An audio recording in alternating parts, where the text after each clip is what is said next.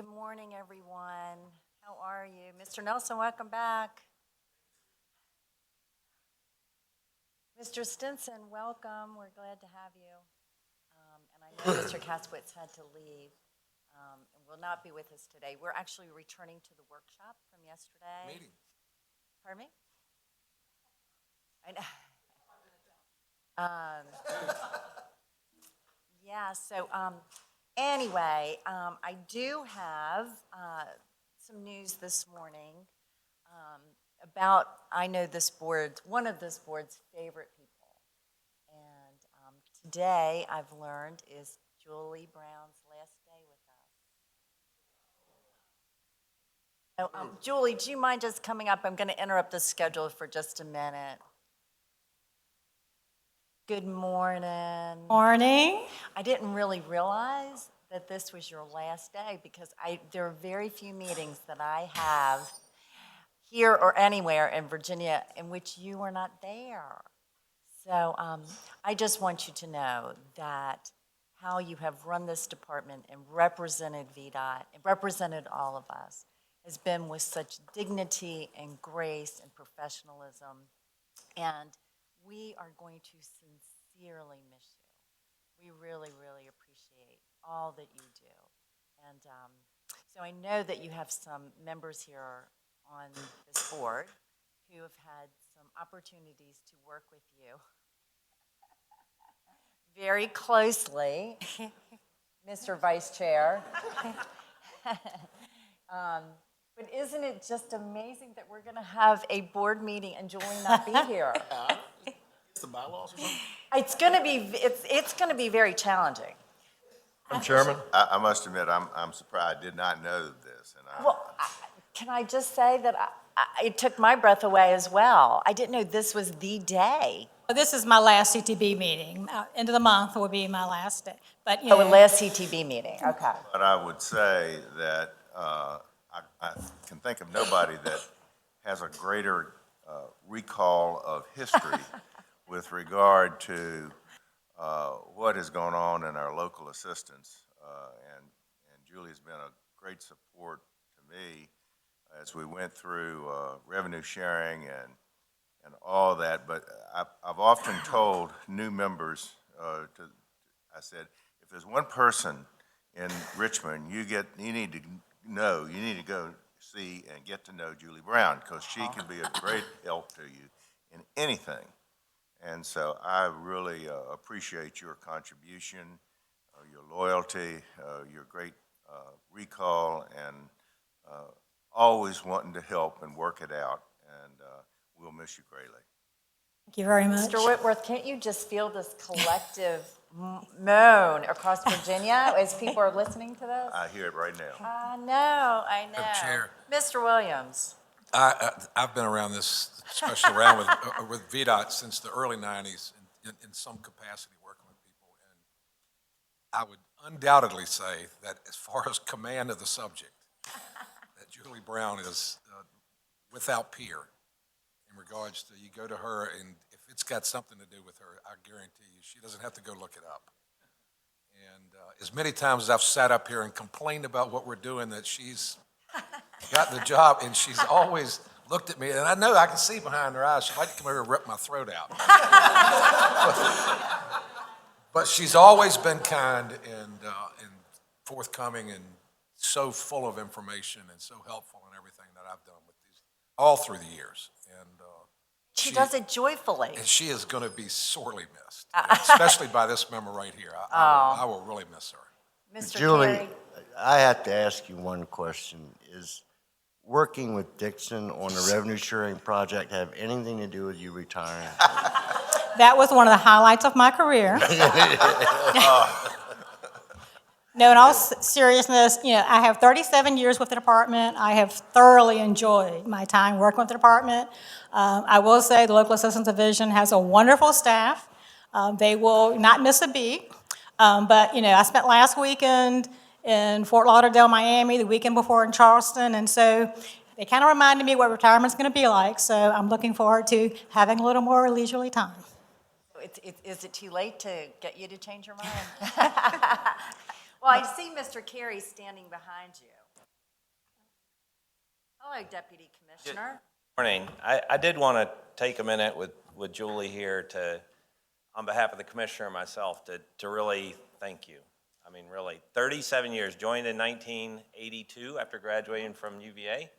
And we talked yesterday about some of our, efforts of outreach and so forth. Julie's a groundbreaker. You all may not know this.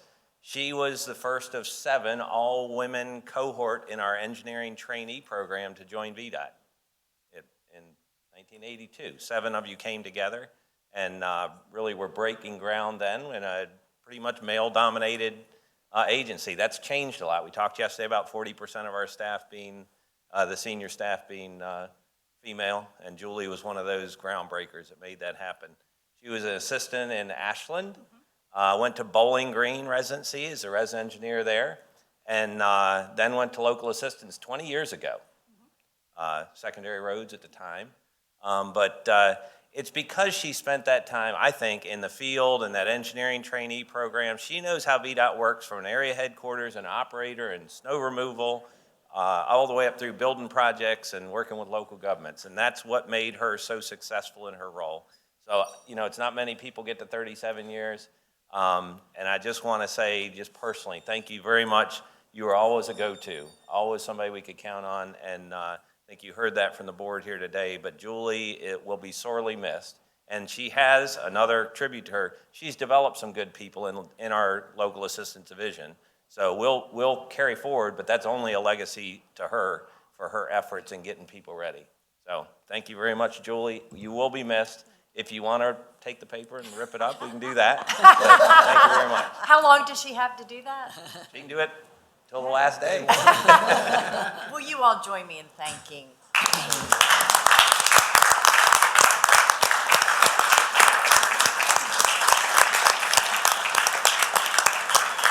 you. And it has been a joy to work with all of you, really has. Thank you. Thank you. Me too. Yes, thank you.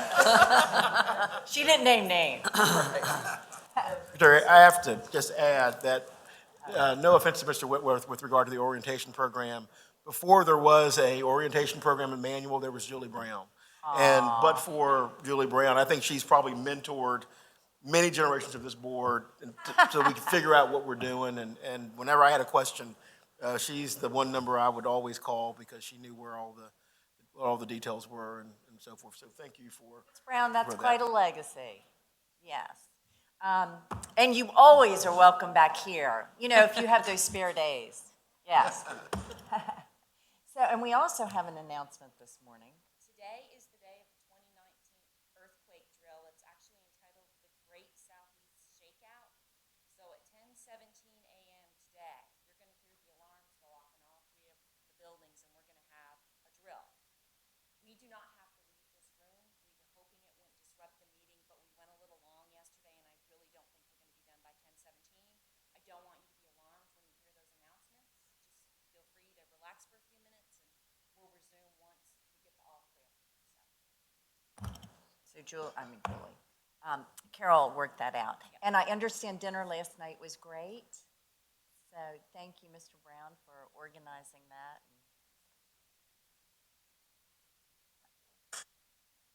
Okay, with that, Mr. Lawson, the commissioner and Mr. Donahue won the opportunity to go to Hampton Roads. We There was a big debated. debate. We debated who got the short straw. Exactly. Exactly. I think that, I think we were talking at 10:30 last night. I was talking, I don't know when you got that call, because you didn't know where you were going. Correct. But we're so happy to have you. Well, thank you. I'm going to attempt to play Nick today. We'll see how that goes. And you can determine whether I'm successful. What we want to talk about this morning is revenue sustainability. As the Secretary has said, last session, she really raised the issue about revenue sustainability and how the gas tax largely is really, really waning as we look forward. And in that vein, she volunteered and then was told to take a look at the two things. The impact of increased fuel efficiency in cars and the increase in hybrid electric vehicles. And then also to kind of look for options of what would be sustainable funding streams to support transportation going forward.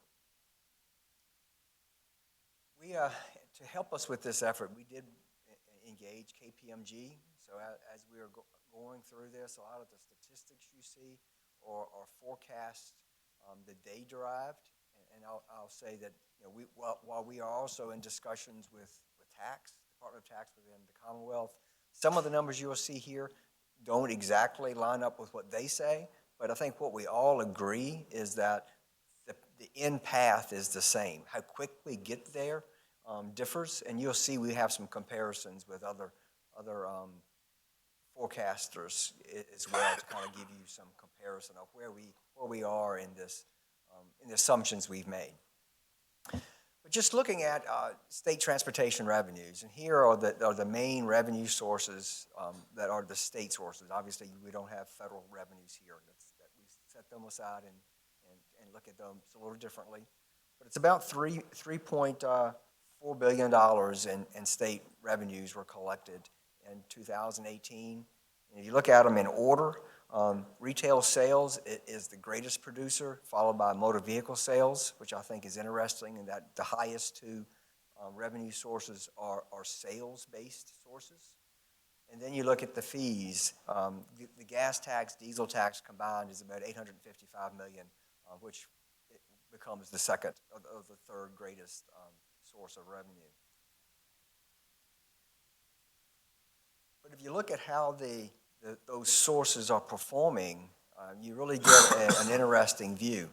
As I mentioned, the sales-based sources, retail sales and motor vehicle sales, were the highest producers, but they also have the highest growth rates. So as you can see, the trend here is they are continuing to grow and outpace the fees that you see at the bottom. And unfortunately, motor vehicle sales, motor fuel taxes are at the bottom of the list. Since 2011, we've only seen just over 0.5% year-over-year growth.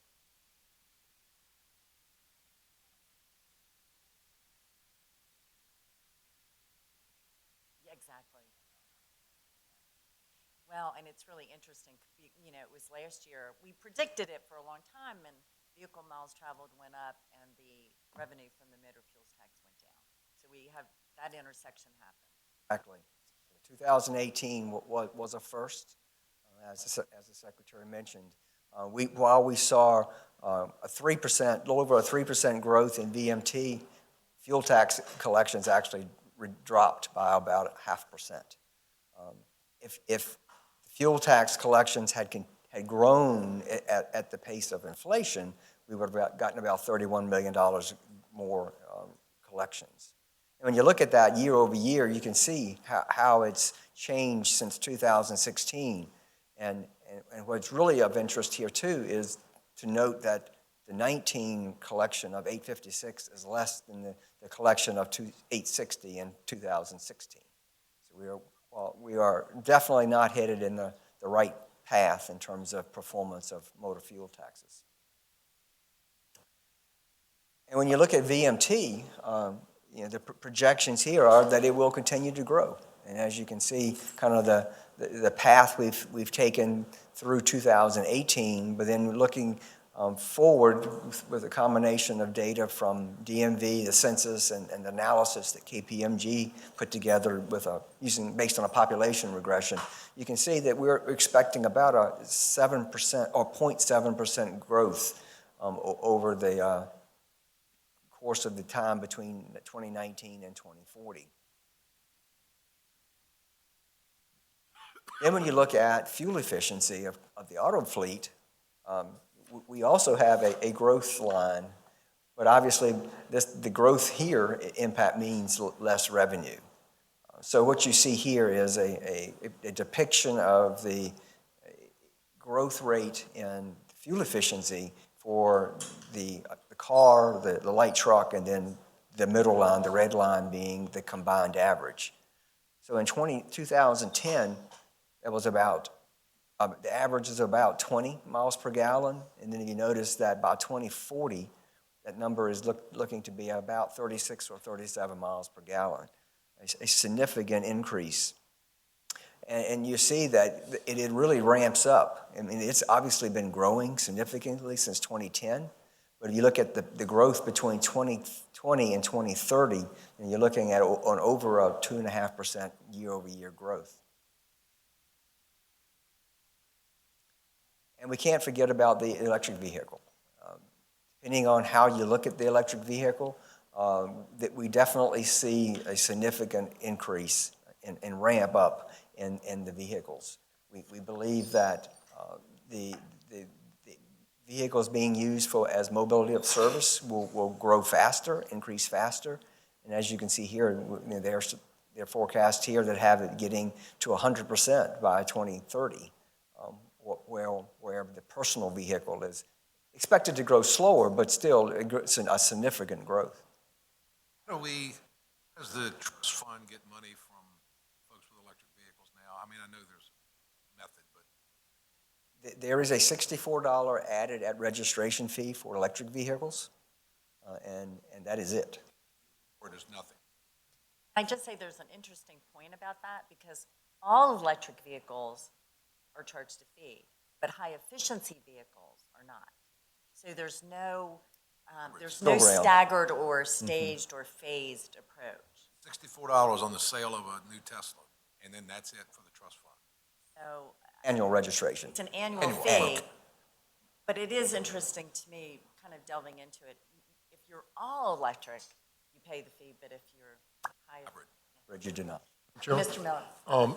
John, is it correct that the data in here, as it relates to trust fund money, and since it's not trust fund money, I guess I'm asking the obvious, does not include the regional pots of money? That is correct. Okay. So when we look at vehicle miles traveled, and we sort of look at the use, should we not at some point look at all funding that goes to fund that use, not just the trust fund? Because in essence, we raise billions of dollars to take some of this pressure off the trust fund as it relates to diminishing revenues otherwise coming into the fund. So it sort of doesn't give a complete picture of really and I know it's different money and I know it's different, all that, but those billions and billions and billions of dollars are helping on these curves because we're funding some of this otherwise declining asset off the books.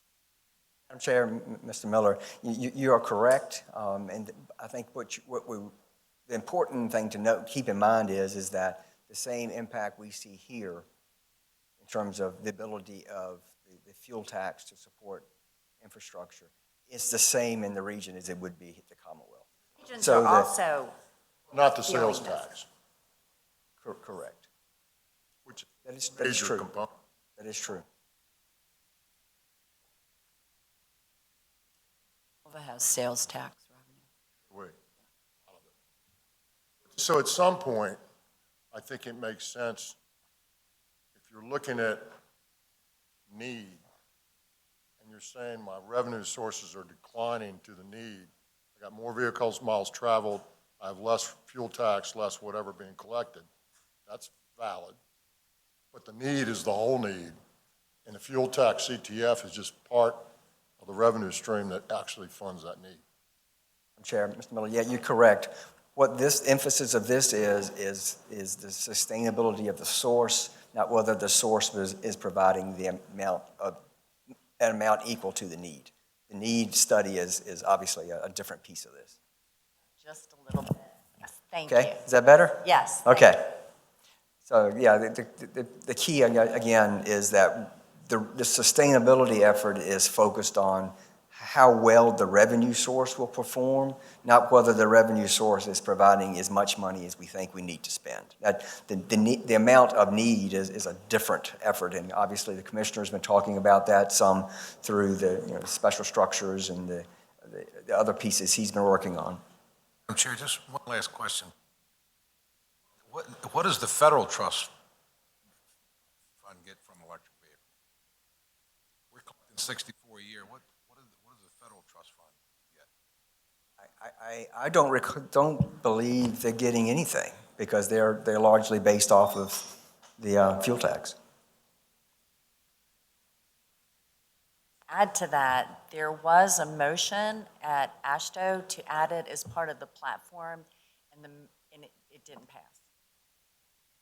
So, but at some point, I think part of the meeting that we were in yesterday was making the case at some point over the next 10 years, how are we going to integrate this?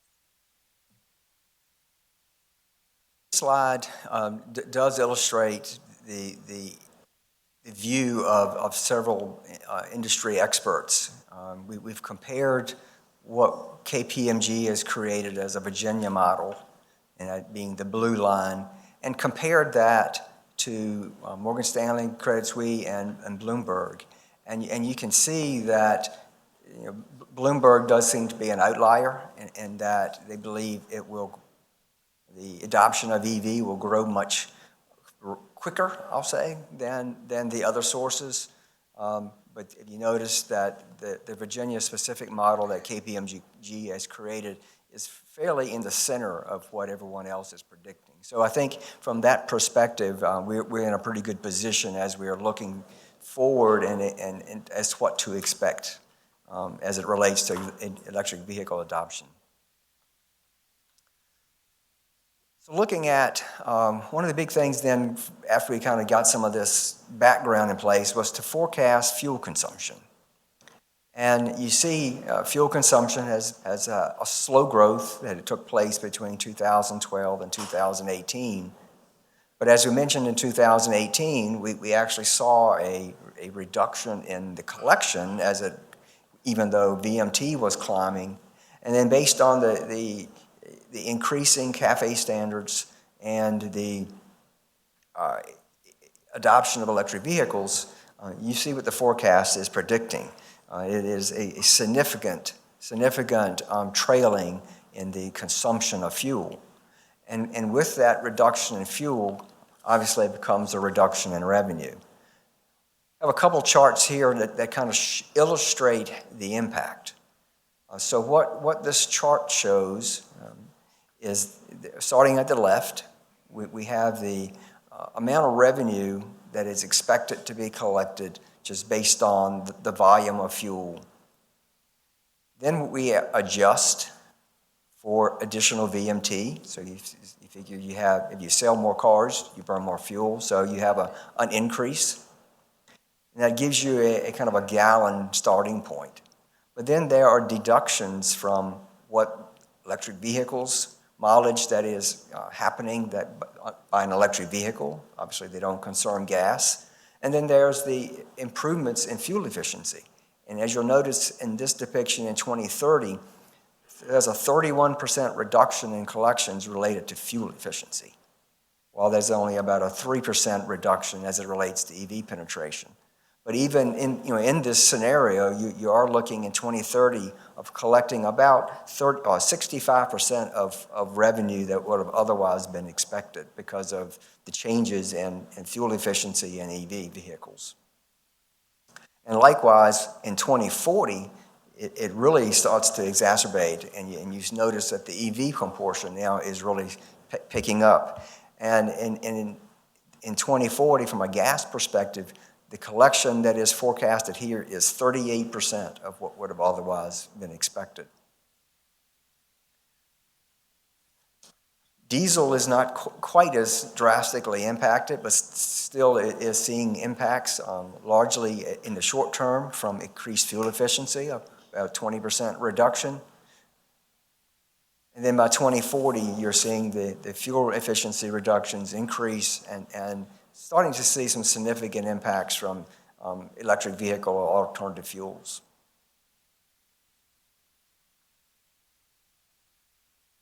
So just kind of a little summary around that is what we're clearly seeing is that in the near and mid-terms, the greatest risk in terms of revenues are tied to increased vehicle efficiency. The EV mix, while it's electric vehicles certainly will have an impact, that is more of a long-term risk. as you see that really starting to have a stronger impact in the 2040 range. Show the decrease on the other slides. You don't have to go back to them, but is that bottom line revenue, the last column, does that include the $64? This is just fuel. Yeah, just looking at fuel. There's an offset there. Slight, yes. I know it's small, but it's something. That is true, that is true. We need Mr. Williams with us as we're making this case. We need that little voice in the back. True, that's true. We need those offsets, don't we? We need those offsets. So just in kind of also looking at this, in 2030, based on the forecast I just showed you, we would expect to collect about $688 million from the gas tax or fuel tax. If that tax revenue base, again, were to grow purely just based on inflation, the number would be $1.17 million. So it's a significant impact. And as the Secretary mentioned earlier, you start to think about a real-world example of how fuel efficiency has changed the amount of fuel tax paid, and how the hybrid versus the e-vehicle come into play. We pulled 4 example vehicles, a Camry, a Malibu, a Hyundai Sonata, and a Ford F-150. And took a look at what the fuel economy was in 2000. So let's just look at the Camry. 2000, the average fuel economy on a Camry was 23 miles per gallon, and this is based on 10,400 miles a year average. That driver would pay $81.70 in fuel tax. Step forward in time to today, 2019, that same car gets 34 miles per gallon. So therefore, same car, driving the same amount of miles, taking up the same amount of space on the road, only pays $55.27 in fuel tax. And the hybrid, as we see there, at 52 miles per gallon is only paying $36.14.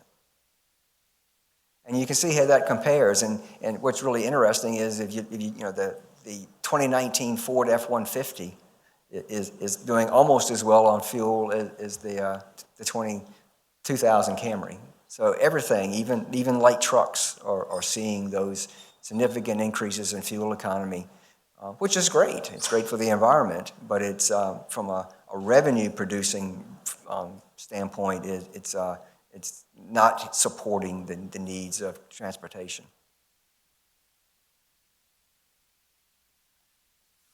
We also did some comparisons to try to look at where Virginia ranks in different places. So here we've looked at the number of miles managed by an agency. And as you can see here, and you've heard many times, Virginia has the 3rd largest state-maintained highway system. And then if you look at it in terms of average daily vehicle miles traveled, we rank 8th. If you look at the motor fuels tax rate, and this is what we've called, you notice we're calling it a full tax rate. This rate is the excise tax rate adjusted, kind of normalized by the other fees that are associated. And the biggest piece here is they've kind of blended in the 2.1% regional rates. So when you blend it all together for Virginia, we're 12th at 22%, which is far below the average of 36. And when you look at it in terms of diesel, we rank 18th at 26%, again, far below the average of 37.7. I think it includes the 81 funds. It does. It includes the regional components. So it does include the new money that we raised.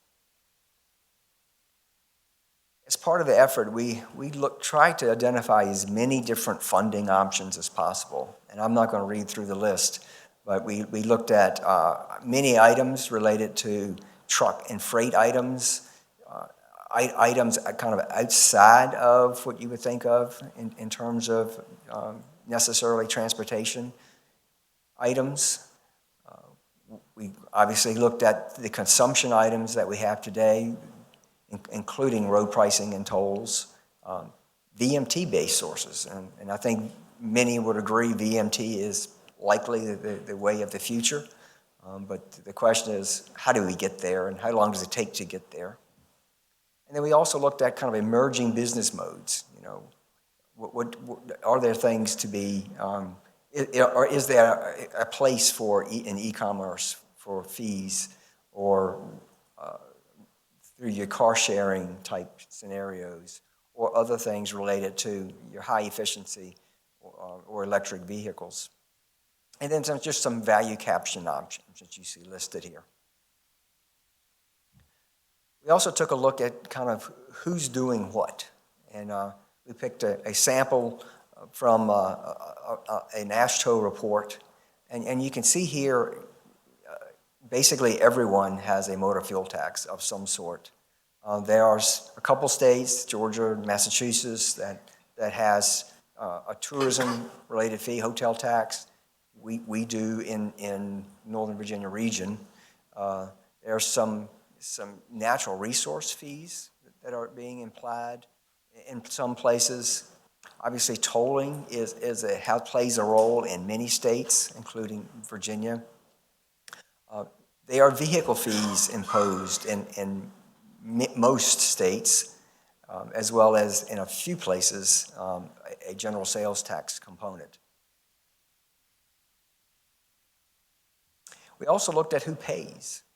You know, part of looking at the how you collect revenue or impose fees is how do you do it equitably. And what we see, if you think about it, that there are some sources of revenue that are centrally focused on Virginians. And as you can see here, while the gas and diesel tax impacts everyone, both Virginians and out-of-state users, and you can see here the amount of fuel that is estimated to be collected from state residents versus out-of-state travelers. But when you look at items such as vehicle sales and registration fees, insurance premiums, that is purely borne by the Virginian. Even though you still have the out-of-state user using Virginia highways, those revenues are being collected largely from Virginians. And even the retail sales tax, the tax that is the largest source in Virginia for transportation, is largely paid for by Virginians. There aren't too many tourists that buy large screen TVs and major purchases, appliances, et cetera, while they're on vacation. They buy them at home. So what we've tried to do is kind of put together a catalog of funding options, as we discussed. AASHTO did put out a multi-page report on funding sources, ain't really aimed at the national level, but it nonetheless is a viable list of sources. And we're also looking at what some other states are doing. And as you can see off to the right here, there are places that are starting to look outside of the traditional funding sources and start trying to look at VMT or other kind of taxes or fees, I should say, on electric and hybrids to help address that.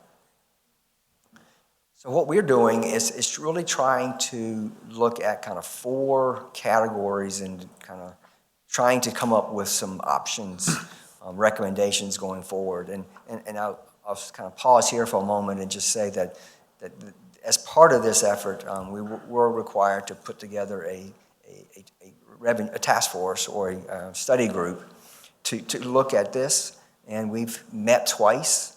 There are, I forget, about 20 people or so, I guess, on that group covering the industry and local government, as well as representatives from the money committees. So we've got Trucking industry. Yes, trucking industry, the construction industry. So it's a very broad breadth of interest, I would say, involved in this. And I think we've had 2 very good meetings so far, and we are working now to try to get to the recommendation stage of where we move forward. So what we're looking at in that avenue is one, materiality, the ability, I'm sorry. Well, maybe when he finishes that slide, but I wanted to add a comment, ask them if they'd looked at something I had thought of. Oh, we will wait, okay. This is the slide. Again, materiality, one is just how the ability of that source to produce, let's just say substantial or significant amount of revenue. How sustainable is it? You know, will that revenue source continue to produce 5, 10, 15, 20 years from now? How well is it kind of connected, or how critical is it to the economy? And then equality, you know, how well does that source fairly impact the users of the transportation network? Thing that I mean, we knocked this around 10, 15 years ago, but I've always thought if you were looking for the simplest method to get to a charge for vehicle miles traveled, why wouldn't you just take the inspection system that we have today and do a true-up? You know, if you drive a Tesla and I drive a 25 mile per gallon car, it's the math is not complicated to true that up every year. And so when you get your car inspected, you know, he's got a $37 bill and I've got a $22 bill. And that to me, I always looked at it as something that is sustainable. It's something we do every year. It doesn't have to be, you know, oh my God, I got a $2,900 bill here to get my car inspected, because that's not the kind of money we're talking about. But you could then work on that nexus between what costs are doing versus what fuel tax is doing. And I just always thought it's probably so simple that it's undoable. No, But, I mean, Chairman, and I certainly think there's some that is on the reality. list. You'll Madam- be happy to know. Oh, okay. Well, Yeah. I wanted to ask if that's something y'all Madam Chairman. consider. Yeah, we're We definitely. have looked at and discussed. Yes. I'm curious, when you went back on slide 23 and you talked about the out-of-state users versus the in-state users, because I can't tell by the data what percent of vehicle miles traveled is out-of-state and what percent of the revenue is out-of-state. At the end of the day, if they're sort of even, then the folks are paying their fair share. If it's not, then they're not. But I can't get that data out of here. Because my point is, at the end of the day, I'm not a huge fan of user taxes for transportation theoretically, because I don't think, you know, it's a core function of state government. We don't charge people that send their kids to public school when they send them to public school. Or if they don't send them to public school, everybody pays the same, because it's a core function of state government. The problem is, how do you get the freeloaders into the system, meaning the out-of-state people? And I don't mean that to be denigrating them, I just mean that they don't pay their fair share of the use. So if you didn't have that, for me, I'd say, do what we did in Hampton Roads, do what we did in Northern Virginia, add a sales tax component. The people that spend more pay more, the people that spend less pay less, that have less resources pay less, and everybody pays. So whether you're in Cumberland or whether you're in Martinsville or whether you're in Norfolk or wherever you are, you're going to pay into a fund to do the state's roads, to the Commonwealth's roads, because everybody gets the benefit out of them. I mean, when the fire department comes to your house, if there was no road, say you have no car and there's no road, then how do they get to your house? When EMT comes to pick you up, but you don't have a car, you didn't pay for that road that they came on.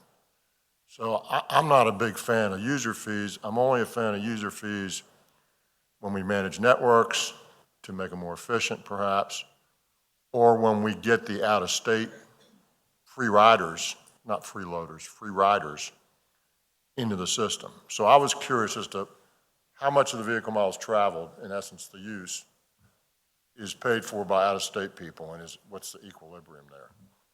Madam Chair, Mr. Miller, the percentages you see here by the fuel taxes, the 83 in-state for gas, 17 for out-of-state, that estimate was driven based off of what was kind of some extrapolated VMT data. I'm good with that, but I don't see the VMT. I'm saying the So you took 8317 You took would VMT. equate to VMT as well. And that's just kind of how it was put together. There is obviously no perfect way to come up with that differentiator.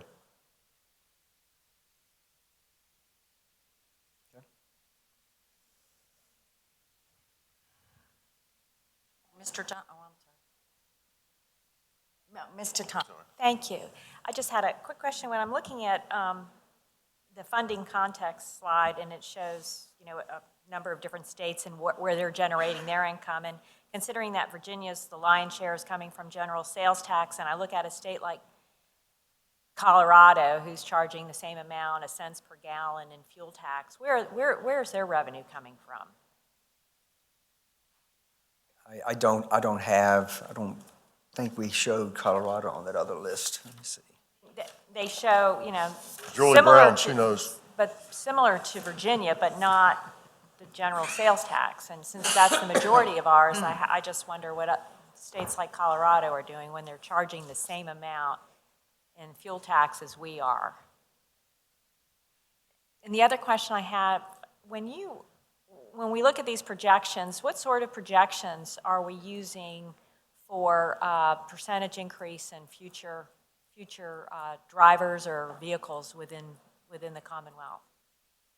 As part of the modeling that KPMG did, they based, they put together a matrix model looking at, obviously, vehicles today, the vehicle per person today, and looking at the forecasted population growth. So there is a modeling, there is modeling in there that is looking at increased numbers of vehicles. Even though, when you think about it, though, in the earlier slide where we had registration fees, it still isn't a large growing revenue source, but it is factored into this modeling. I think I don't remember specific information on Colorado, but that's something we can look at. I'm sorry? The chart on page 22 does include some information about it. Just shows Colorado and motor fuels, obviously Colorado has some significant tolling now, and they have some vehicle fee charges, but I don't have specifics beyond that in front of us. My question is the diversity. They've got fewer sources of income than we do, and I just wonder what those states are doing. Not collecting it and increase fuel taxes, and they're on par with what Virginia's doing.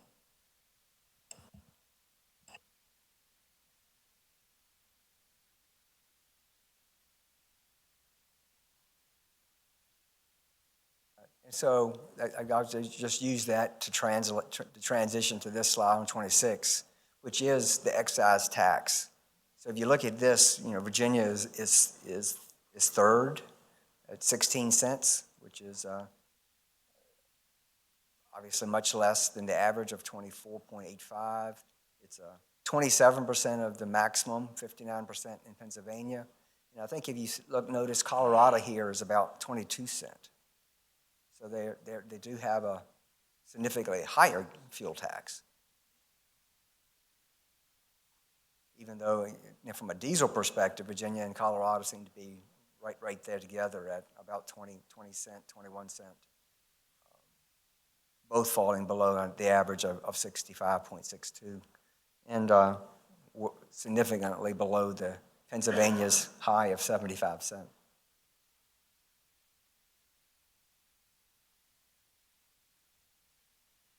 We also took a look at kind of comparing revenue growth to the increases in cost and population. So as you notice here, population over the kind of a 10-year window has grown at about 0.9%. Revenue has grown at just shy of 1%. The consumer price index has grown at about 1.8%. And then the National Highway Construction Cost Index has grown at about 2.2%. And then you translate that on the right-hand side to what that means in terms of revenue growth. Based on just the previous 0.9, the 1% revenue growth we talked about, revenues in 2040 would be about $4 billion. However, if the revenues were to grow at the level of the National Highway Construction Cost Index, you would see another $1.1 billion, about $5.1 billion. So again, you just see where we continue to lose ground in the buying power of our state revenue sources. Looking across the country, since 2013, 21 states have enacted a fuel tax increase that has averaged approximately 10 cents. And you can see where they are kind of clustered kind of in the southeast, mid-America, and then out toward the west. And you can see some of the numbers are pretty significant in terms of the increases that have been imposed as states are looking at how do they address the declining value of the fuel tax and kind of the ability to easily make an increase. I'm just going to put some context into some. In the work that or meetings I've been engaged in Washington or working with my counterparts in other states, there seems to be this consensus that, around 2030, and about a decade, could be a little bit longer, we as a nation are going to be shifting to some kind of different major revenue source in transportation, whether that's vehicle miles traveled or some form of that. We are moving in that direction. But there is this gap of this 10-year period in which states are recognizing that we're going to have to build a bridge to get there.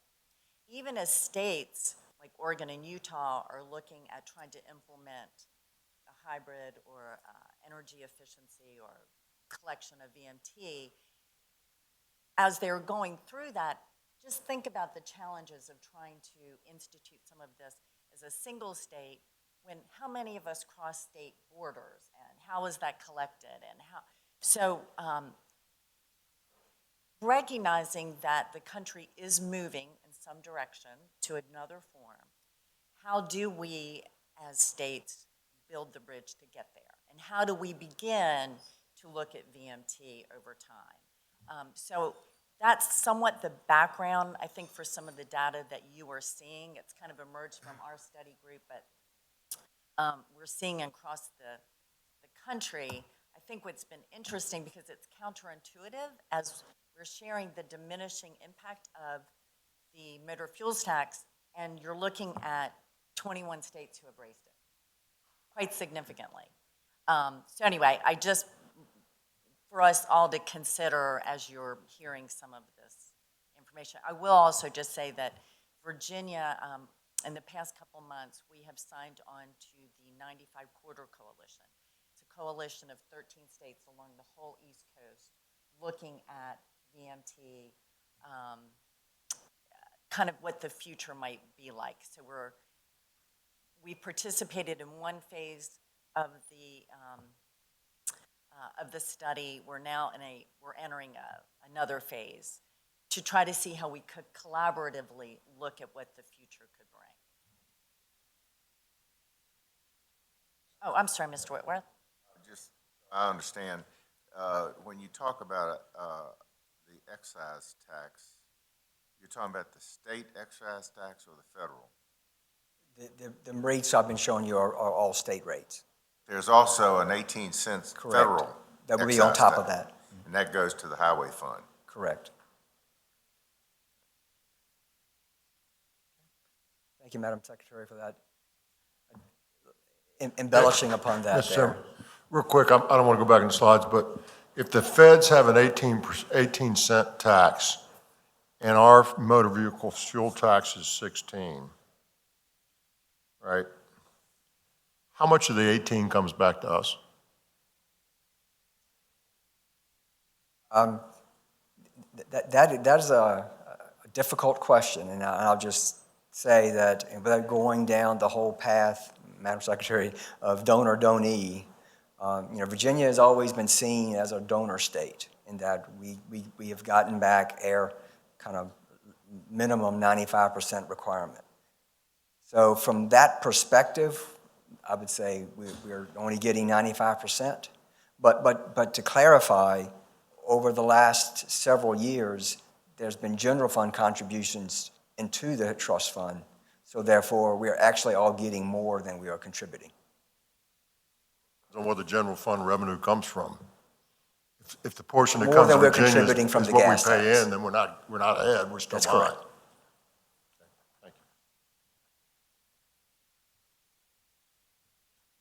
Looking at the rates, the fuel tax rates in states, we tried to look at whether they were, which ones were indexed and how they were indexed. As you can see on the left, there are a number of states that have fuel taxes that are indexed based on some inflationary item. Alabama is the only one that has theirs indexed to the National Highway Construction Cost Index, which you saw earlier is the one that has the greatest growth rate. Several others are tied to the Consumer Price Index, and you can see here that there are a few states that have kind of combinations, or in like Georgia, where there's a component that looks at fuel efficiency as well as CPI. And then there are also a number of states, of which Virginia is one, that has theirs tied to either the price of fuel or in some cases tied to a spending index within the state.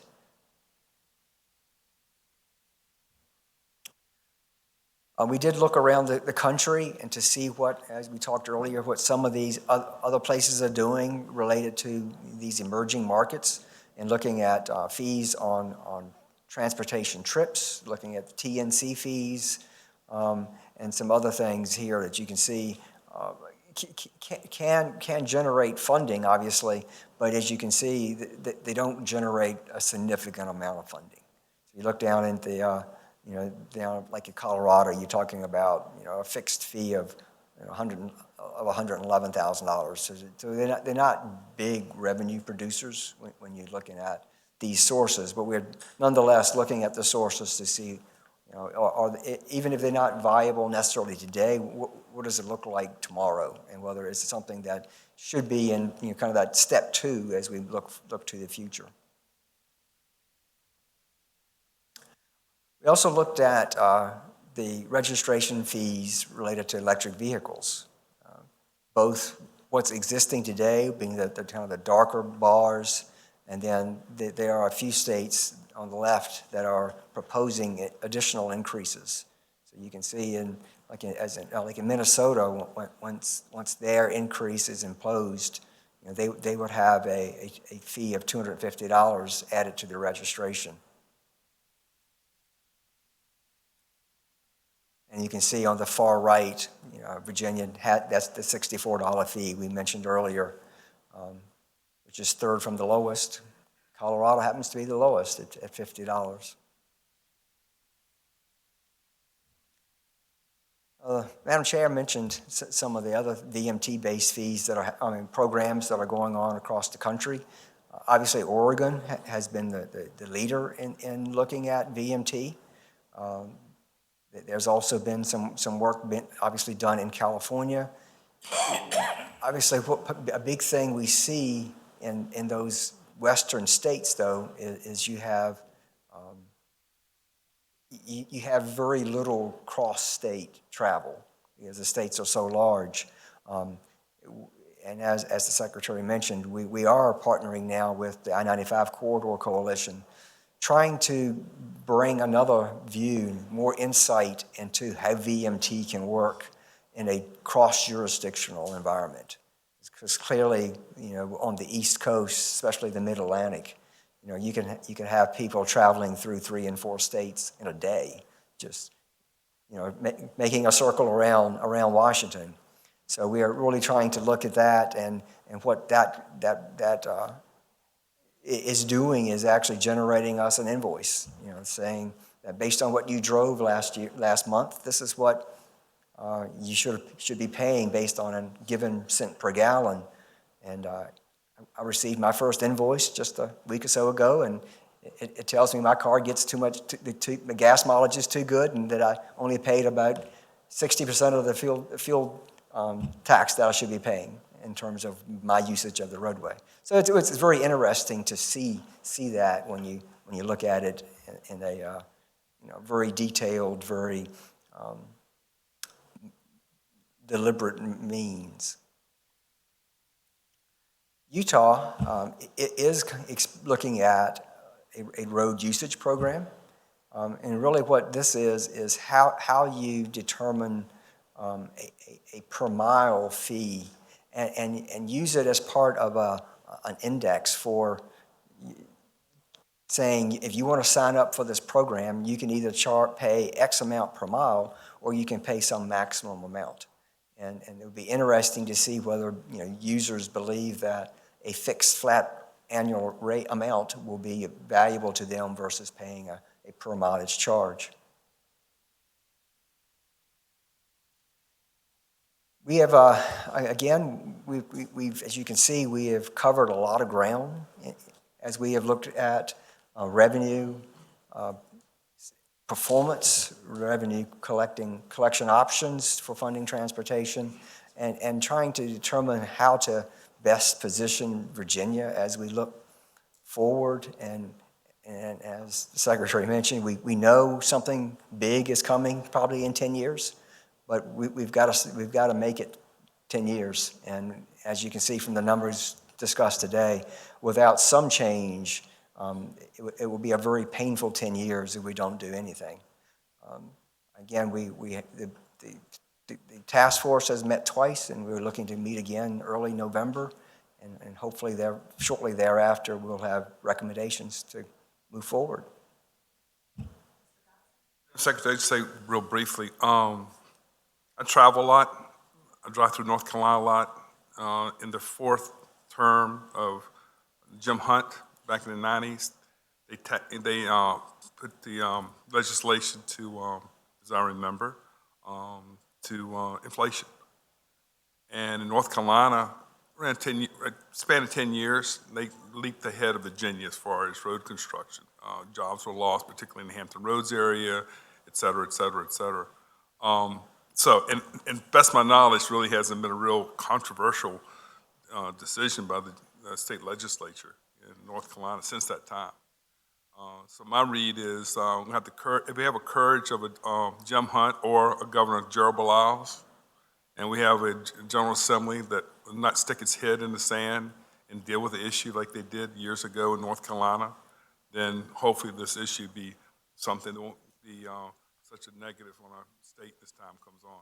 Because I saw personally how North Carolina leaped ahead. It took a number of years because of funding, leaped ahead of Virginia as far as road construction, back in the late 90s, early 2000s. So this is anecdotal. So hopefully we'll have the leadership at the state level to, we can talk all day about scenarios, but we're not elected. And so I think it's, and it's cross-party lines. So thank you. I'll just add that, in 2313, when they passed the bill, they did, they tried to create a diversified portfolio.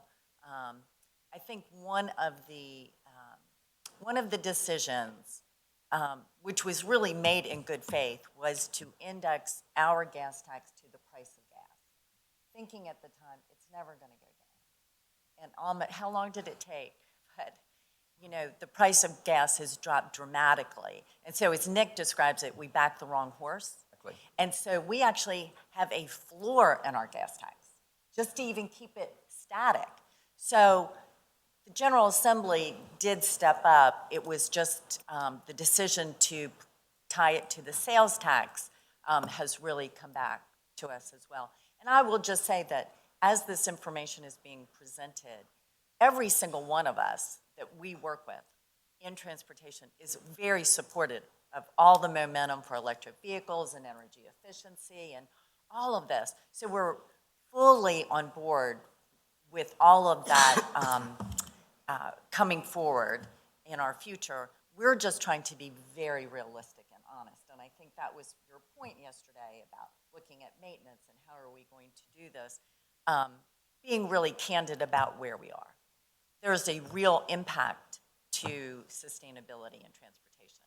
So we want to be able to do our homework, present all the facts that we can, and so we can make some clear-eyed decisions. Secretary, like I mentioned yesterday, this is our one opportunity to make our case, and I think we have a tremendous amount of information to showcase the trend and where we currently are and where we're going.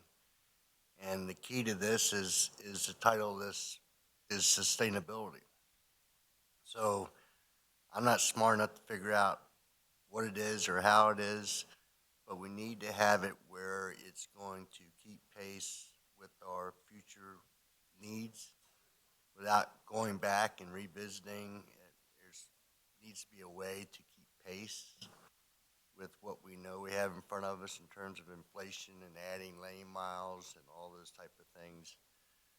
And it's the sustainability, and I think we have the data to make the case to the General Assembly again, particularly they understand the evolution of electrification, things like that. So it's an education piece, then we have to make the ask, and like you said, we need a bridge because we can, it's totally unsustainable if we don't have a bridge between now and 2030. I think it's good work, but it's hard work. Chairman? Is there any thought or hope or data that, as it relates to the degradation and maintenance of the roads, that technology will help us with that, and that, cars have gotten lighter than they used to be? Is there any data that says our roads will be maintained longer in their current state because of those kinds of factors? Is there any light at the end of that tunnel at all? Or is anybody talking about that? If you could double, I know we're going to hear from somebody today about some of this, but if you could double the life of a road, that you didn't have to redo it, big impact on on cost. Secretary, Mr. Miller, I can't provide you any specifics to that. I don't know whether I know Kathy anyone McGee is back not here. is able to add to that, but I will say clearly you're correct in that newer materials, especially with bridges and structures and things, do have longer lives. But as to whether or not, we are, Okay. I can't surmise I'm just looking exactly for a little sunshine addresses. somewhere. I will say that over at the Research Council, Right. this is one of the issues that they address. And we try to build in as much new technology and I know, with even concrete and you're getting an award, aren't you, Mr. Sipes? So anyway, but yes, we're working into our portfolio the best materials that we know. We do a lot of testing, and I'm sorry that Kathy isn't here to kind of give you an update, but we try to build that into our That's not the whole answer, but hopefully there's something that we look forward to there. Madam Secretary, you makes a good point, and I'm sure that we're getting longer life, but we're also adding more assets. So I don't know what the net is to that. It's may not as material as we think. We still got a huge issue that we have. That's a good point. Secretary, I've been watching the work that you've been doing with your staff over the last little while, and I think that we're in such a great position in terms of need. And we haven't talked about need today, but my observation of 2313 was that it was very focused on new capacity without truly understanding the impacts, as Mr. Malvin just said, of we add all these new things and all of a sudden we have to take care of them. So the work that the commissioner's doing on that, I would just add one other piece to that as you think about how to wrap this all up and send it forward, is when we look at the totality of what's happening on the roads, while VDOT has some operations issues and need for funding, DRPT and our transit systems have huge operational needs just to continue to provide the service that we have become used to, just like we continue to provide the road that we've become used to. And so I hope this year that the General Assembly can see all those buckets. It's easy to want the shiny and new. Taking care of what you have, maintaining what you have is always harder and less sexy. But I think what you're in the process of demonstrating to us, and I know to them, is that if all the pieces don't fire, then we're at risk. And so we have to talk about all those pieces together. We'll say this is a multimodal task force with transit and rail very much a part of all of this.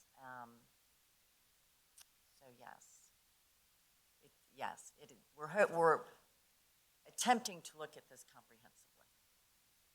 And I will just say, in the coming weeks and months, should you all have recommendations or want us to look at various aspects of this, we would be happy to incorporate this. This is the right time to do this as we're pulling the material together. So we would welcome your input going forward. It occurs to me that while we need and will be incumbent to make a recommendation, there also has to be a very much of an education to our public that clean air, healthy environment comes with a cost. And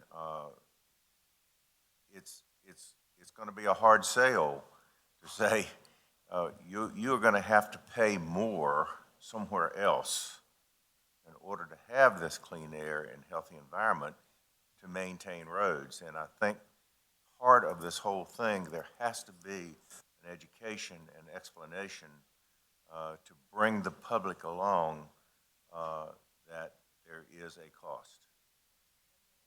I really appreciate saying that because as we are starting our public hearings, I'm bringing in this sustainability piece to the discussion, but there's an important slide in there where we show the savings. I don't know if it's in this report or in a different presentation that we have, but there's the savings that the hybrid cars get in the fuel that they purchase.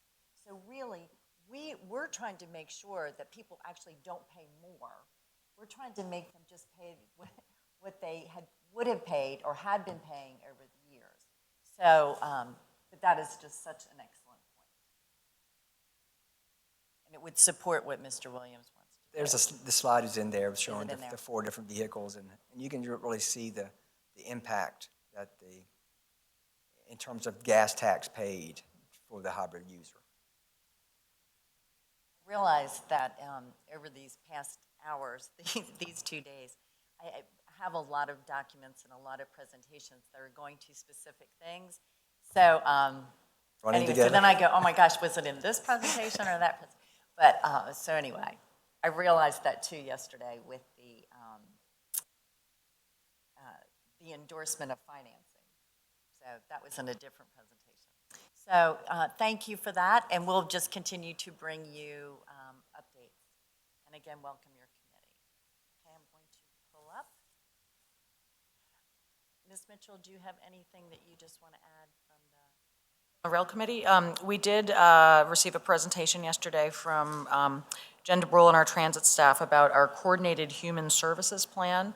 that we're working on, and this is something that we haven't really talked a lot about here at the CTP level, but we are doing some longer-term planning efforts with the agencies that provide services to the aging and medical trips and very important services across the state. So more information about that later. But we did also report out, we have received our final federal fiscal year Amtrak ridership for FY19, and over the course of the year, we have had a 10% increase in ridership from last year. So we have had the highest ridership in Virginia than we've ever had at 925,000, just about. We're hoping that soon, next year we might break 1 million, but it's great to see that this increase. I think it was really driven by a couple things. The changes that we made in March when we extended the second train to Norfolk and made some changes to the timing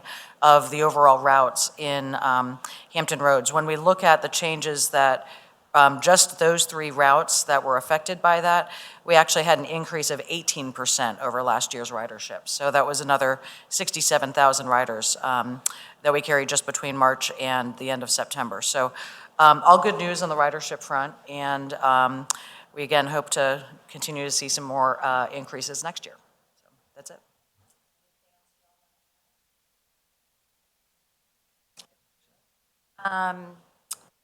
Mr. Johnson.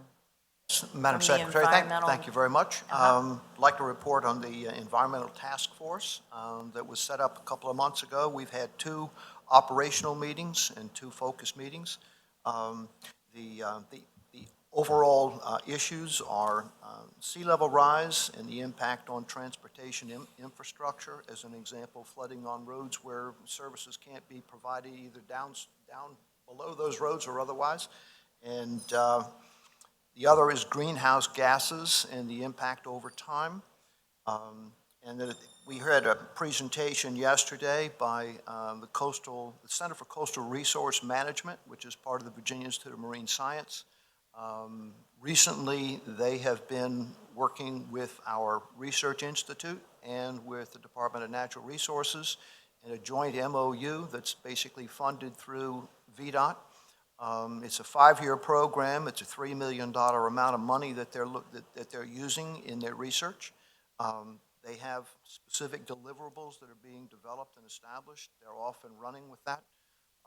We have a lot of work to do, a lot of information that's coming together. So stay tuned. There will be some thoughts and ideas that we'll bring back to the board. I am privileged to work with Mr. Kasperwich as the co-chair, if you will, of that organization, and he, as you all recognize, offers a great opportunity to ask questions and being directed and focused in where he wants to go. So it's a privilege to be able to work with him. So thank you very much. We're working forward, looking forward to working together, and I appreciate Amy White and what she does in keeping us in line and focused. So thank you very much. Apologize. There's one announcement that I wanted to make that I forgot to include in my report. But on Tuesday, I was up in New York, and I was really proud to be able to present an award to Blacksburg Transit. And they have received an award from the American Public Transportation Association as the top transit system in America for small transit systems. And so part of that was driven by the fact that over the past 3 years, they've had a 22% increase in transit ridership in Blacksburg. And so anyway, I did want to mention that. There's going to be a ceremony in Blacksburg as well, but this was a very, very big honor, not just for the city or to the town of Blacksburg, but also for Virginia. So very proud of that. Mr. Williams, have you moved forward with your locally administered program? With Rob, currently.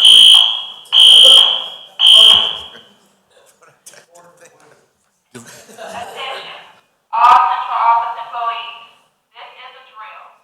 This is the Great Shakeout annual nationwide earthquake preparedness drill. During an actual earthquake, you will reduce your chances of injury if you drop where you are to prevent you from being knocked down. Cover your head and neck with one arm and hand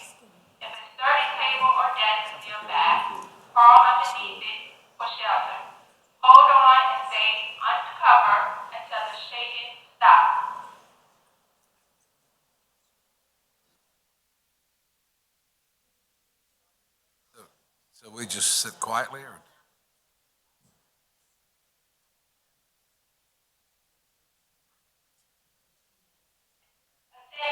All central office employees, this is a drill. This is the Great Shakeout, an annual nationwide earthquake preparedness drill. During an actual earthquake, you will reduce your chances of injury if you drop where you are to prevent you from being knocked down. Cover your head and neck with one arm and hand. If a sturdy table or desk is nearby, crawl underneath for shelter. Hold on, stay under cover until the shaking stops. I could finish my little report before they got going again. We have a draft outline that's being circulated and checked off. We're still identifying stakeholders to make sure that people are at the table that are going to be impacted by whatever recommendations we make. And I would sense that we would get a kickoff in November.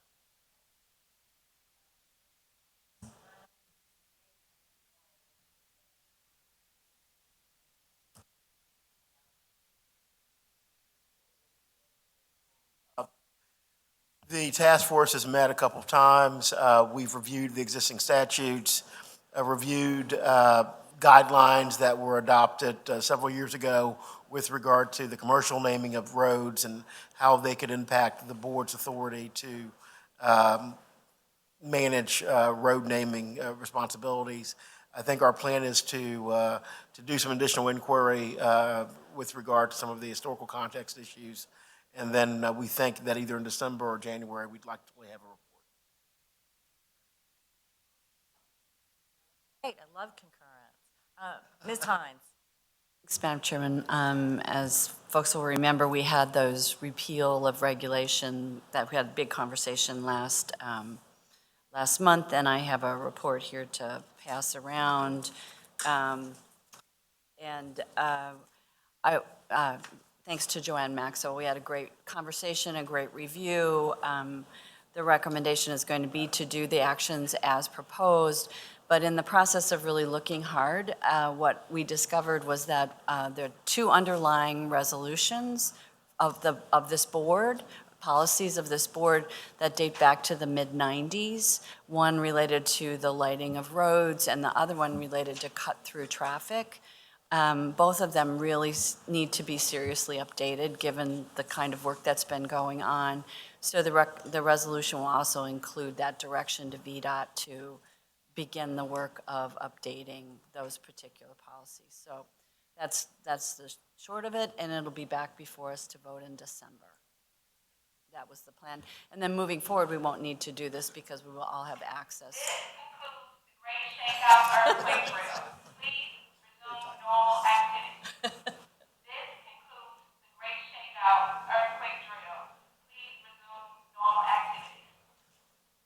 I think you all performed admirably. Well done. You all are safe. Okay, go ahead. I'm sorry. That was the end. Okay. So we're bringing that. We're going to have a really busy fall. Let's see. Regulatory innovation. Mr. Malden, is there a group, are you meeting with Mr. Kaswitz and anybody from staff? Oh, it was Garrett Moore on the cost estimates, looking at that. So do you meet on that or?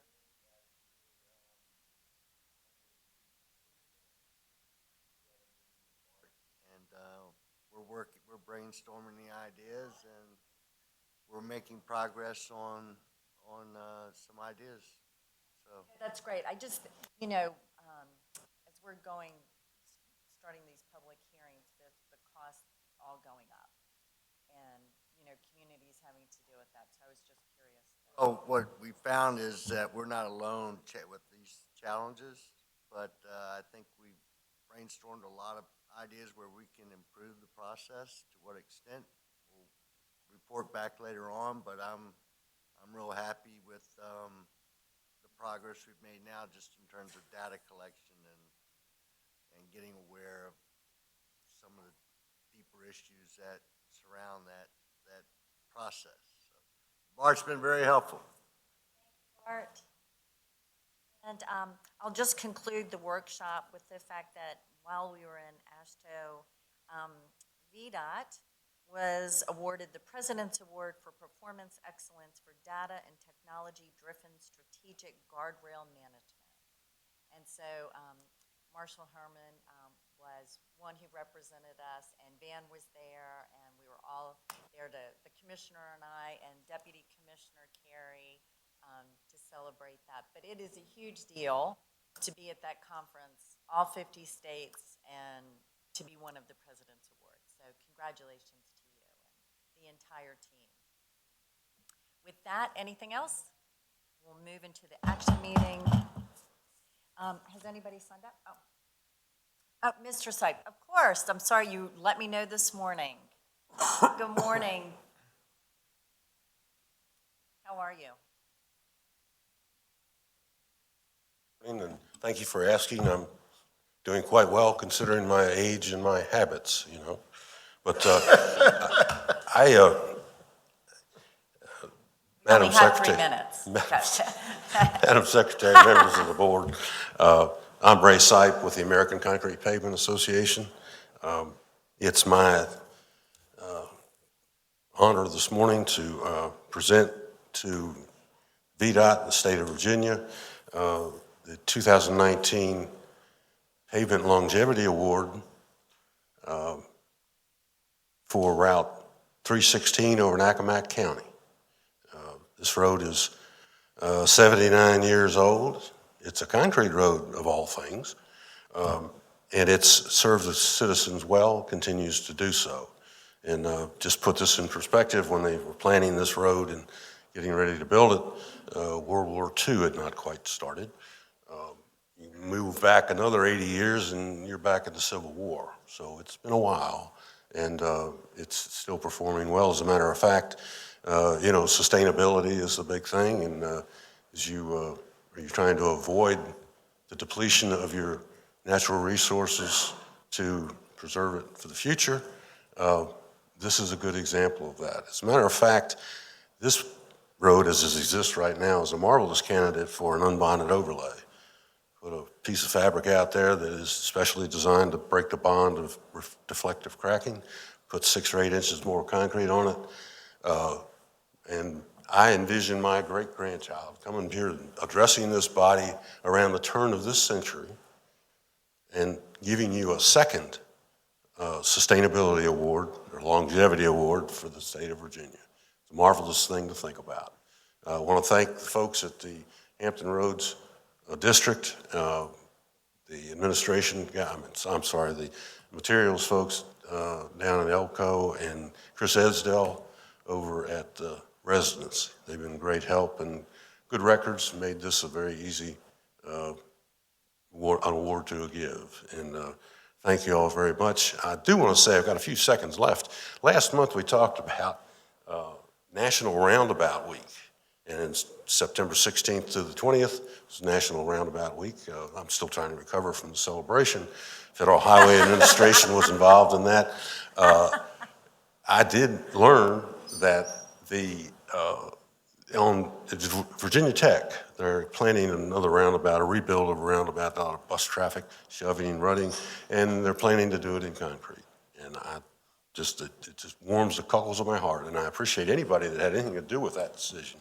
But thank you very much. We do have a national convention in New Orleans, our 56th convention in downtown New Orleans. First week in December, we have a breakfast awards meeting, and we hope that VDOT can send some folks down and accept the award. And my time's up. Thank you all very much. Timing was so great this morning. Thank you.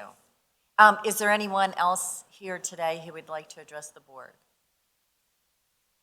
Okay, with that, do I have a motion on the minutes? Moved. Second. Those in favor? Aye.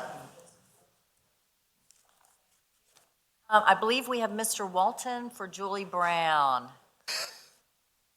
Morning, Madam Secretary, members of the board. I do want to take a moment and say, when the actual earthquake happened out in Louisa, I don't know how many years ago it was, I was sitting in this room in a meeting. The room did roll. We went out that door, and I looked across the street at MCV, and there was a crane That crane was moving like this, and I was going, thank God I'm not up, that crane operator up in that crane. But, yeah, the room actually rolled. It was quite an interesting experience. Everybody sort of looked at one another and went, I think that's an earthquake. Anyway, as you mentioned last month, Julie made a presentation to the board on a change to the board's policy on primary extension pavement in localities. The genesis for that change is we're going from a state-funded program to a federally funded program, and the two changes to the time limit to advertise for the work as well as the funding for the work will need to increase somewhat because of the federal requirements associated with the program going forward.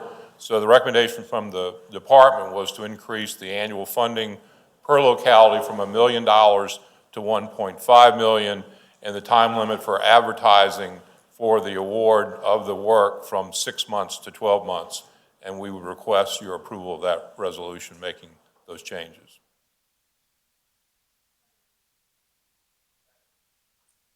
Further discussion. I liked it when we had.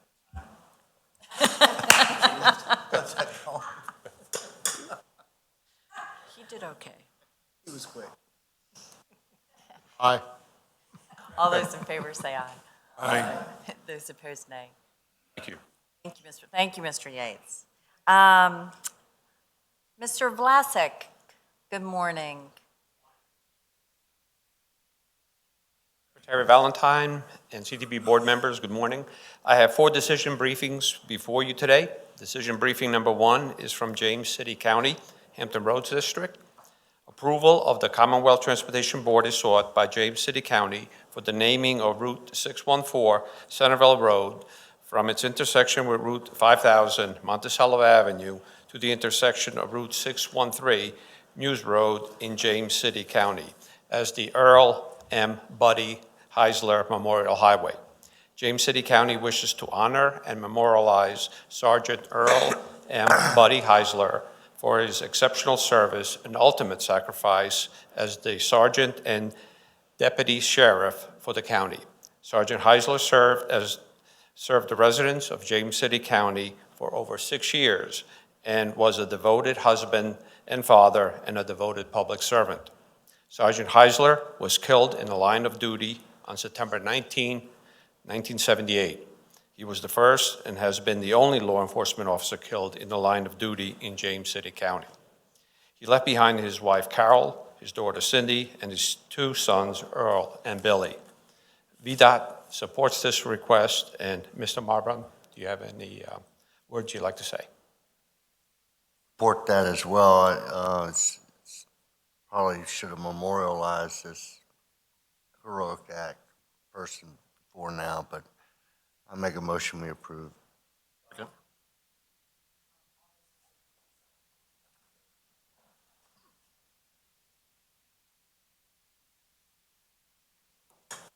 Decision briefing number 2 is from the Buchanan County Board of Supervisors, Bristol District. Approval of the Commonwealth Transportation Board is sought by Buchanan County Board of Supervisors for the commemorative naming of the bridge on Route 635 Brown Mountain Road over Rawle Creek, Buchanan County, as the Grat Albert Memorial Bridge.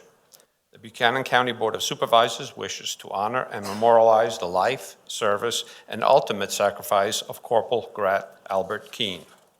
Corporal Keene was killed in action on March 31, 1968, while engaged in combat in Long An Province, South Vietnam.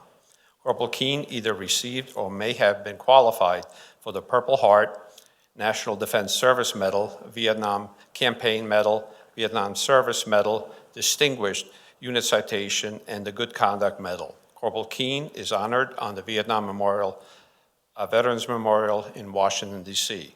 VDOT supports this request, and Mr. Sint, would you like to say a few words? Thank you. Madam Chair, members of the board, we're about to take up 3 bridge namings. All of these are young people from Buchanan County. They lost their life over 50 years ago in Vietnam, give their service to their country, and we'll support, begin by supporting this motion, and want to say that my only regret is this is very much overdue. would make a motion, ma'am.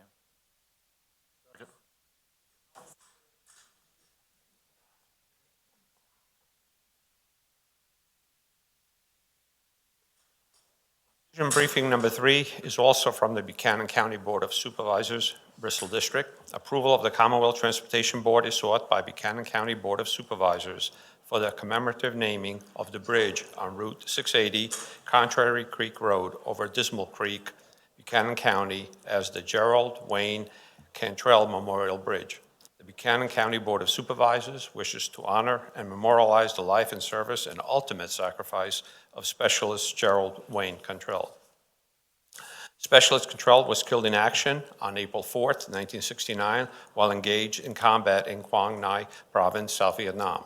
Specialist Cantrell either received or may have been qualified for the Purple Heart National Defense Service Medal, Vietnam Campaign Medal, Vietnam Service Medal, Distinguished Unionist Citation, and the Combat Infantry Badge. Specialist Cantrell is honored on the Vietnam Veterans Memorial in Washington, D.C. VDOT supports this request. Madam Chair, members of the board, I'd like to make a motion that this bridge naming go forward.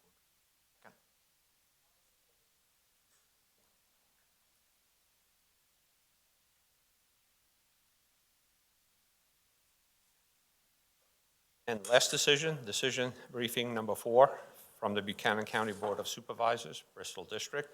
Approval of the Commonwealth Transportation Board is sought by Buchanan County Board of Supervisors for the commemorative naming of the bridge on Route 638, Dismal River Road over Lincamp Creek, Buchanan County, as the Roy Dean Wimmer Memorial Bridge.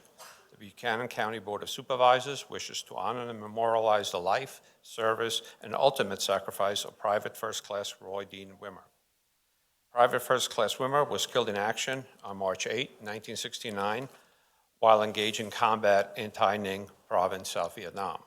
Private First Class Roy Dean Wimmer either received or may have been qualified for the Purple Heart, National Defense Service Medal, Vietnam Campaign Medal, Vietnam Service Medal, Distinguished Unit Citation, and the Combat Infantryman Badge.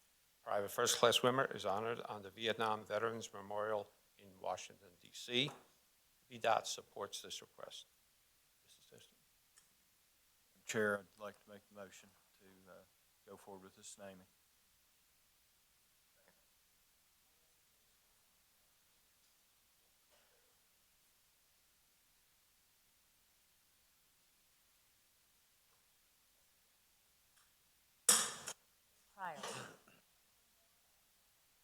Madam Secretary, members of the board, I have 2 items for your consideration today. The first is the amendment of 36 projects to the 6-year improvement program. 31 of those projects are the I-81 capital improvement projects we talked about yesterday, funded with the interstate corridor funds.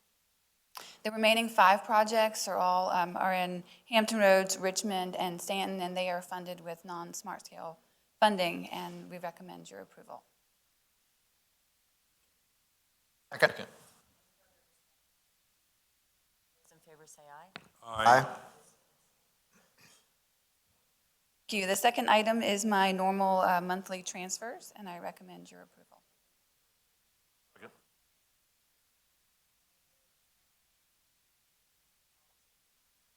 Aye.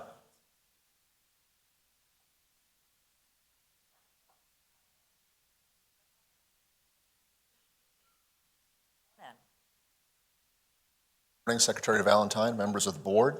I bring before you a request to abandon a short portion and to transfer the remainder to the secondary system of Route 386 in Mecklenburg County.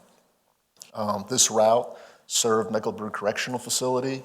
That facility has since been removed. Department of Corrections is in support of this request, as is the county. Moved.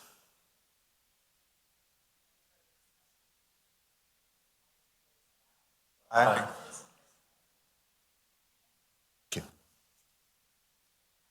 Mr. Thrasher. Trying to hide back there, I know. It didn't work out too well, did it? No. Madam Chair, members of the board, I bring 3 limited access modifications to you this morning. The first one being in our Hampton Roads District. due to the reconstruction of I-264 at Greenwich Road. The purpose of the modification is to limited access being changed along this road for ingress and egress.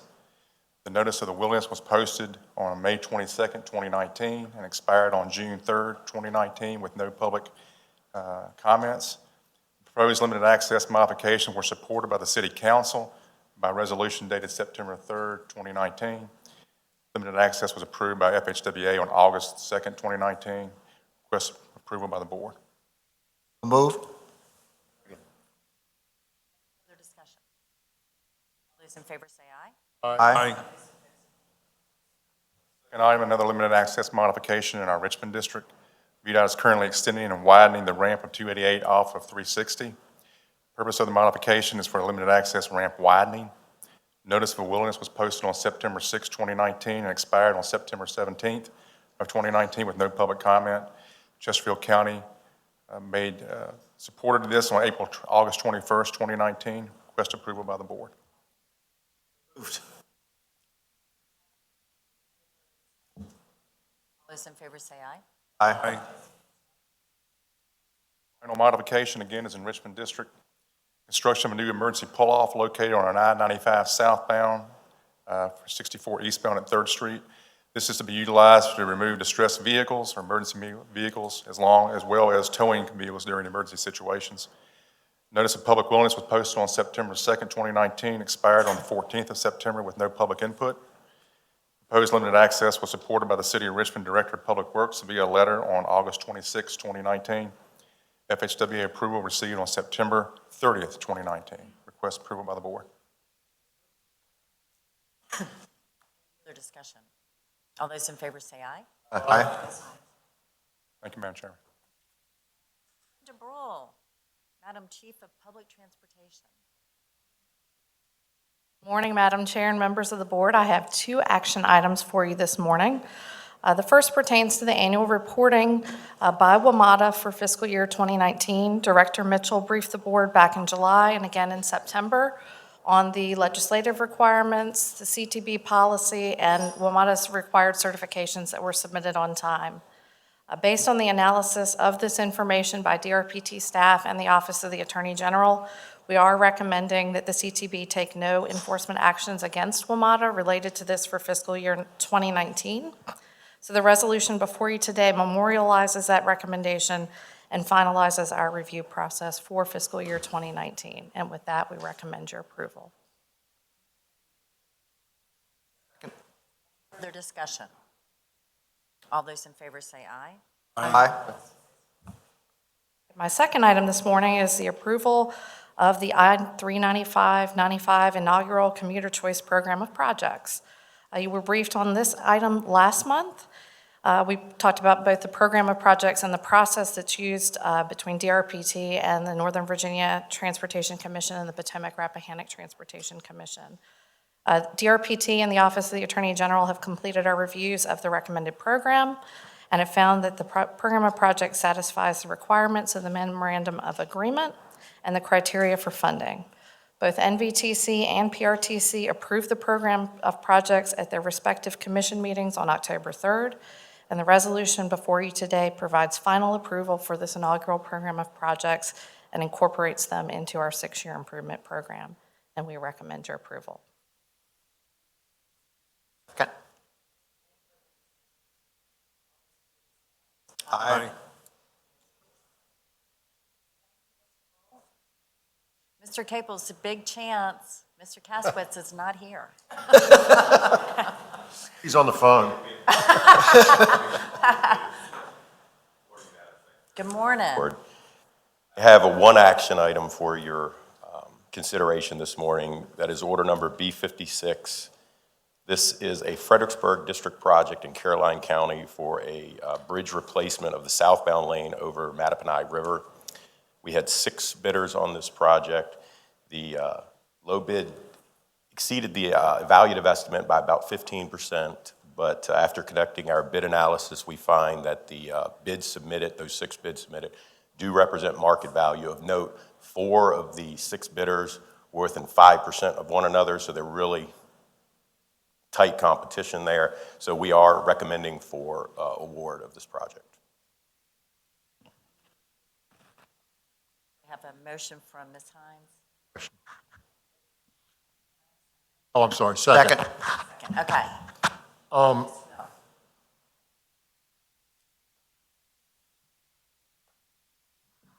So 40%.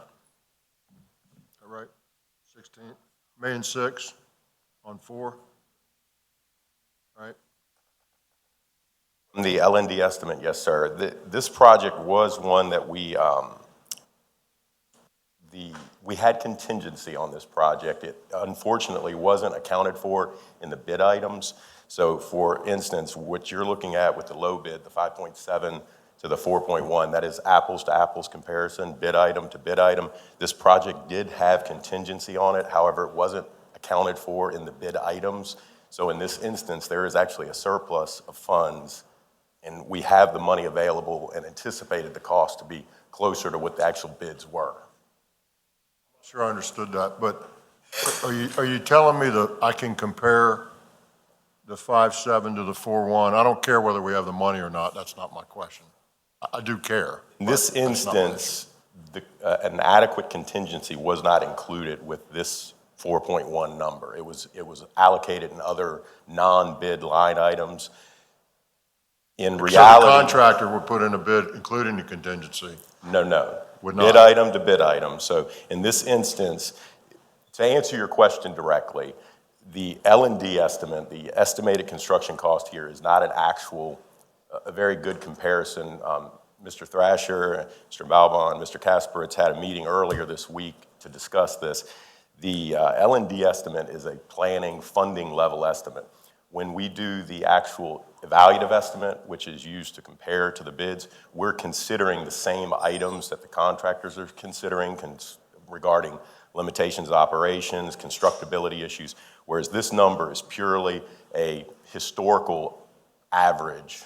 And Secretary, could I'm finished. we were having our meeting where we're dealing in with our estimating processes and some improvements to be made.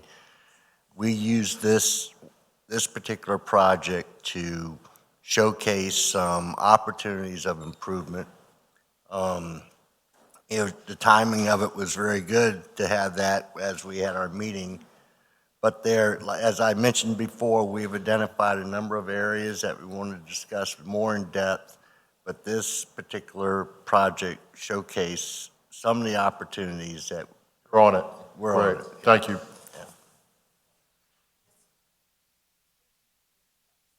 Thank you. In part of your review, are you looking at changing the ballot reporting to the board so there's greater transparency and understanding as the board reads these reports? We're just going into the process better. And It would be very helpful if that was part of their review. So when the board looks at these ballots, we can get a better understanding of what's in them. One of the, I appreciate what Ms. Tatanka is saying, because I've asked the same thing about how we report this. It's my understanding that some of this we keep confidential because we don't want to allow our engineering bid, or there's something that we don't want to release.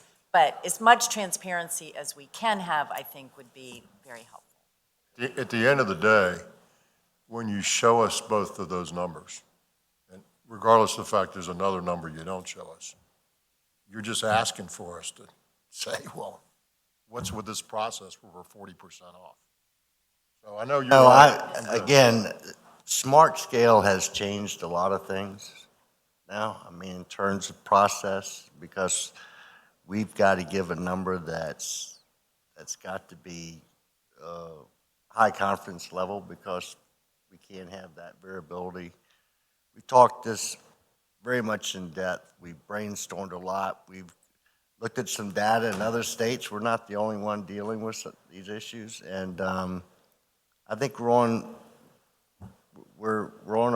a path now. I think we'll bring some improvements and value to it over time. What do you think, Bart? Madam Chair. And there you are, magically. Magically appear. Mr. Miller and Mr. Malvin's issues, yes, we are. I mean, this is something that when I came into this seat that I wanted to take a very close look at, because it's something historically, Mr. Williams can probably elaborate more on this than I can, but over the years, this is not the first time we've seen issues come up with our estimating process. So what the important thing is to know that we are comparing apples to apples when we bring this to you. And we had a very good discussion on that on Tuesday or Wednesday night in regards to this. I believe it was the first time that the board members had ever had someone bring a project to them that was going to be discussed on the bid the next day or on that Thursday. And we discussed why this particular item was $1.5 million over our designer's estimate. I had a very good couple of discussions with my counterparts at AASHTO for several different DOTs and talking to them about this same issue. And again, Mr. Mallon's spot on. We are not the only state dealing with this. And two of the chief engineers told me the same thing and said, Bart, why are you looking at design estimates? And I said, well, that's because that's what our 6-year plan is based off of. And they said, that may be good for your 6-year plan, but when you bring it in for bids, it's the estimator's estimate that really only makes a difference. It's the bidder, and what we do is an estimator and estimate. That's apples to apples. And that's what we're going to concentrate on. That's what we talked about at the meeting. And we've gotten kind of away, at least in my opinion, of looking at an estimator and how they do this, because a designer does not look at it the same way. When you put in this particular project, we had 15 different I-beams that we used on this bridge. There was no consideration given to how you're going to get these I-beams into this area. It's a very remote secondary area. Can you get them in on a truck or a lowboy? How big of a crane is it going to take to do this? Where are you going to maintain your operations while you're doing all this? A designer, I being a former designer, know that that's not something we look at. But having worked in the field and in construction, I know that's something that I have to take a step over and look at, because you do that. And historically, these what we call an L&D estimate or design estimate, they don't do that.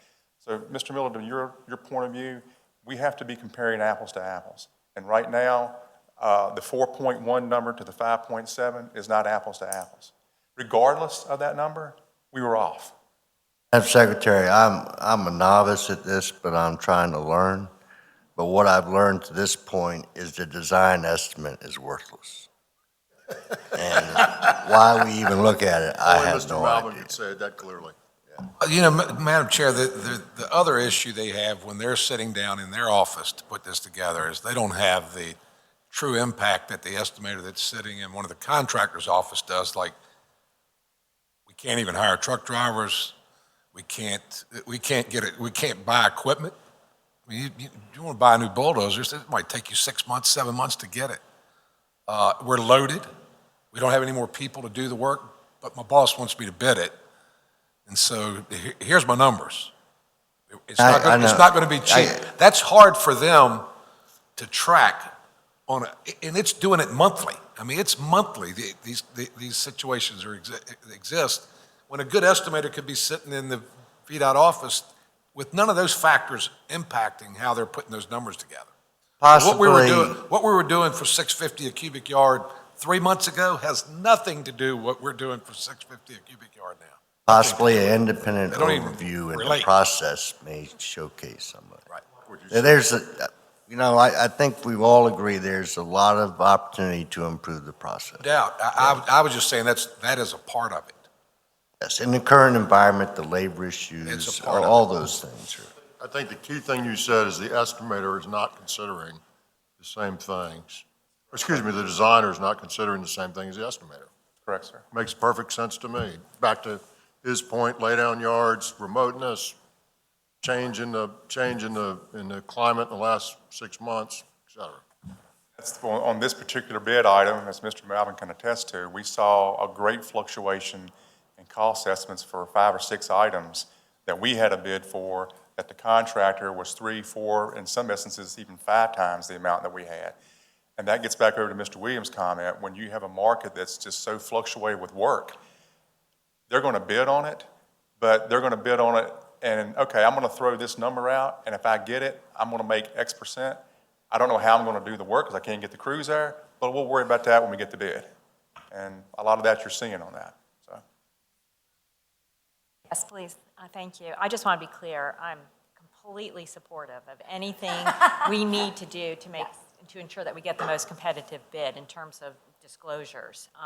But when we get the report, it's after the bid has been being recommended for award. And so I think anything that we can do in this report to minimize or to increase our understanding before we get to the table here, I just think would be helpful, because we're having these repeated conversations, and I'm a slow learner, and every time I hear it, it's still, I'm learning something new, so I think added information would be helpful.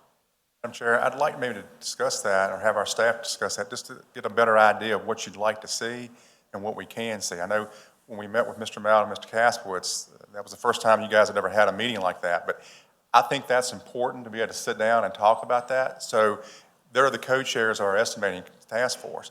They need to be able to know what's going on, and I kind of used those two gentlemen to throw some ideas off of, but I also wanted them to be able to relate back to the committee what's going on when we do a process like this. So if there's something else we can do to augment that, be more than glad to do so. Just need to know what it is. Well, I think what Mr. Tonk is saying is that there needs to be some additional explanation of delta here that this table can see and understand without having to go into the same discussion every time that you've had to do with the committee. There must be some additional block that allows us to feel comfortable with the award bid versus the estimate bid. And I don't know how you do that, but that's the challenge, is to try to make this board understand that this is not a 40% out of line bid. Sir. Well, you know, moving forward, hopefully we bring some improvements to the process, but I agree with you where there is that variability, there ought to be. And I don't want to get too much into it, but two areas that have come up to me is the scoping and the trying to estimate a job where there's limited design on it. And that may have been, that seems to be the case in some of us, so we're going to have to discipline ourselves to do better scoping, and we're going to have to get more, the more information you had, the risk continues to come down in terms of accuracy. So we're just getting rolling. It's going to be a while, but I think we've got some good stuff on the table to make this process better. I think we're well on our way. Mr. Caples will tell you that even as we're preparing for this, the questions that come up and how I would like more transparency and understanding some of this. So I share that with you. But I am so glad that we have this working group, and I really appreciate, Bart, your determination on this. So thank you. We'll make it better. Madam Secretary, when we were meeting Tuesday, I said, Bart, you got to tell Mr. Caples, I mean, he's going to catch hell on this thing.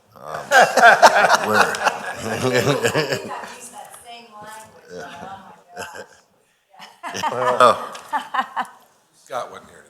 Yeah, well, there you go. You could be proud. Be proud of the rest of it. Mr. Tonk's taking up the slack, I will say.